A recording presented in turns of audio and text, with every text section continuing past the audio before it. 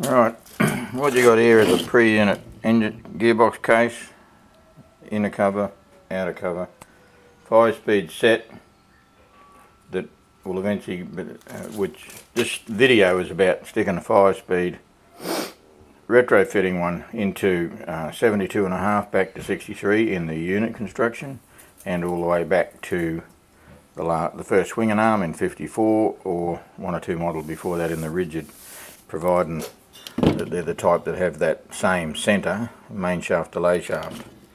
The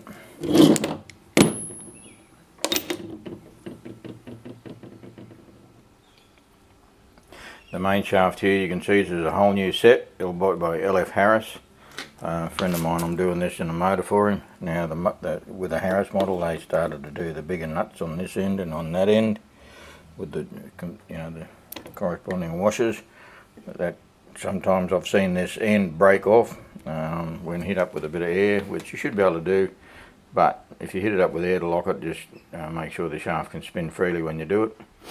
And on that end, to keep the taper tight, that bigger nut and healthier washer is a good deal.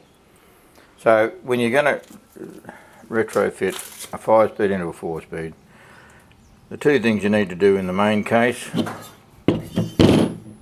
after removing this bearing is cut away some material inside. So you can see down in there, the material that's there is fairly narrow to the bearing. It needs to be wider because it has to be able to clear that part of the gearbox, the high gear into the gearbox. The other bearing that goes in there is a roller bearing, an RJ009. It's the same outside diameter as that, but the rollers on the inner actually run on that ground face there. And then of course that's your 5-speed. When you put a 5-speed on, don't forget 711070, I believe it is the O-ring. You can see that chamfer in there maybe, and that chamfer needs to have an O-ring, plenty of goo, then the washer, and then the nut. Oh, it's got a washer and nut on there. Now in the outer or the inner cover, which is the next cover, the same goes for that. That bearing there is the same as what you get in all your unit construction, that one there. So all 4 and 5-speed use that same bearing, but you have to take away some material here with the Dremel, and that has to correspond with the amount of room you got there. So you just got to take away just enough for that to clear, and then put your bearing back in. And so long as the nose of that 4 and 5-speed on the main shaft can go in there, then that'll be good. You then have to have 2 new Torringtons for your lay shaft here, and the 571607, I believe, is the lay shaft thrust washer. You can see here that there's the pin. The thrust washer utilises that same pin in both the box and the cover. M11121, M11112, I believe, is your open and your closed end lay shaft Torringtons. This RLS 6, I think it is the same 4 and 5-speed. Now you've got to change your quadrant, which is here, is the 5-speed. You can see the number of teeth on that compared to the number of teeth on that. Of course it won't work without that, and that gets you most of the stuff needed. Now the cam plate, this is typically a unit twin type cam plate. 5-speeds were in 72.5, but all 750s basically. Anyway, so with the cam plate, you may have an issue if you've got the one that comes with a trident, which is virtually a full diameter compared to this flattened off area here on this one. It may be a little issue up the top here, so you might need to take the Dremel to that, or just actually grind a bit of a chamfer on the inside edge of the cam plate just to clear that wall in the box. The other issue you can have with cam plate clearances is the plunger body, and you can see, I don't know if you can see it, but that's the plunger body in there. And get a 5-speed one, it's like a long hex, and it pretty well sits flush with the bottom there. If you don't have it sitting flush with the bottom, it'll interfere with the cam plate. So the big hole, you've got to Dremel it, that hole in behind that bearing, you've got a Dremel, and then you've got to clear your cam plate so she spins freely. It'll do a quick 360 until you put your plunger in, of course. In the outer cover, your gear change arm, or whatever you want to call it, this is a 4-speed one, but what I've done here is welded up the stop faces, and then I'll grind. I've got a brand new one that I then mark from the centre to the amount of travel it has, there to there. And I'll put a mark with an original, with a factory 5-speed, and then I can then grind this type of thing, you know, this modified 4-speed one back to a 5-speed. All you're doing is limiting the travel. And the travel is comes around here on that stop and that stop, and that allows you, because with the 5-speed, you can see how close the teeth are compared to the 4-speed one. The travel is a lot more limited. It's a lot quicker, it's a shorter shift because of that. Also, in this gear change arm or body, they have the plungers that fit in there are different to the 4-speed. When you look at them, you're quite noticeable that they have less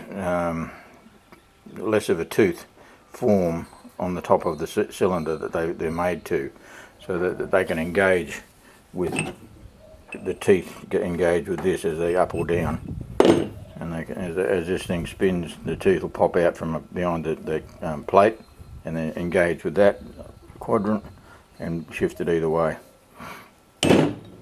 So basically, the right gear change selector body, the right quadrant, and the correct plungers for the gear change selector body, and you've got something that might work there. Make a bit of room for the 5-speed to go in by a bit of Dremel here and there. Now if it's a bit tight and it won't turn over very nicely when you do get it in, could be that you might need to put a gasket on here, on this face between that and there. She might be a bit tight on the lay shaft, but they never came with gaskets, these things, but it's not unusual to find gaskets for them nowadays. I've never seen the necessity for one, but I did have one gearbox that's a tad tight. I actually took this gear off first gear that goes up against your lay shaft, and give it a bit of a clean up on the lenition belt. I took a bit off that, put a gasket on it, and she was fine. So when you go to put this whole set in and you got your high gear and your new bearing and your new set going into here, and you're loading it, and you're getting ready to try and time it or engage this thing's rock solid in here. It's going to go, this gearbox is going to go into a 920. But anyway, when I'm doing it, what I do is typically when you got this in the case, it'll just flop up and down. You know, that one there's a bit sticky, but they just flop up and down. And so when I'm offering it up, the cover to the inner cover, you've got a dowel here and a dowel. See, there's a dowel goes there, a dowel goes there. You can see the dowel in the bottom, that one there. As they get to the dowel, and when I time a gearbox, I put it in first gear. In other words, the lay shaft, that there is engaged like that. You can see how first gear now is engaged compared to where it was before. Anyway, so I always engage first gear, be it 4 or 5-speed, doesn't matter. This is how I time either one. I sort of figured this out when I started working on triumphs about 40 years ago. I had A10Bs and Commandos before that. But anyway, so then you're offering this cover up, you get to about where the dowels are. Oh, another thing I like to do is if you're using a second-hand shaft and you've got a new bearing in here for the lay shaft, the main shaft to come through, I'll tend to put that main shaft in the lathe and hit it with some emery paper just to clean it up and make it a nice slide fit in the bearing, because there's nothing worse than the shaft being tight in the bearing and you're trying to offer it up into bloody to lock in your timing, and it's like, oh, you pig, you know. But anyway, so that quadrant there would normally drop and hit down in the bottom of the floor. It would normally, you know, drop and hit here and just slam against that. So when you're offering that up, you just let it drop to there. Now as it hits, as you're pushing the gearbox on, I mean that inner cover on, as you're pushing it on, you then just lift the quadrant up with your thumb just a smidge so that it engages the first notch. If you don't, it'll lock it in one tooth too early, and likely that you'll go through the gears and run it out past the stop on the cam plate, like that big ear there, or the big ear on that end, or the big ear on that end. Then you've got to pull it all apart and start again, or drop the plungers out and start it and try and get it back. So it's mainly as you're offering the cover onto the main box, be it unit or pre-unit, doesn't matter. I just then take my thumb and hold that quadrant up just a smidge off the bottom of where it stopped at, you know, on the body of the inner cover, just off the bottom of the body of the cover, maybe 3/16, what's that, about 3-4 mil off the bottom, which should help you engage into the first tooth that you need, and then knock the cover on and just put one screw in it.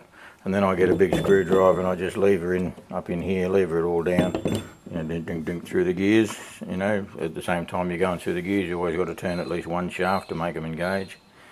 And then, you know, hopefully you'll be in a bit of luck there. So this kit was about, I think, 1200. I think he picked this up for, but typically nowadays, and that was, as you see, there, and there, but not those two pieces, but all of that. You could say that, you know, around nowadays 1500. Now you can buy a 5 or 6 speed out of New Zealand, and it can cost you a fair bit of money. I believe Quaife still make these, but these ones are done by LF Harris in England, and he made these shafts a little, you know, when he was doing them with the bigger nuts and threads on the ends, make them a bit stronger in that area. And really, that should be about all you need to do. Is a bit of dremeling, a bit of clearing here and there, and once you know, play with it and time it correctly. I always do it in first gear, and then you should be pretty right. Anyway, good luck with that. Thanks for watching.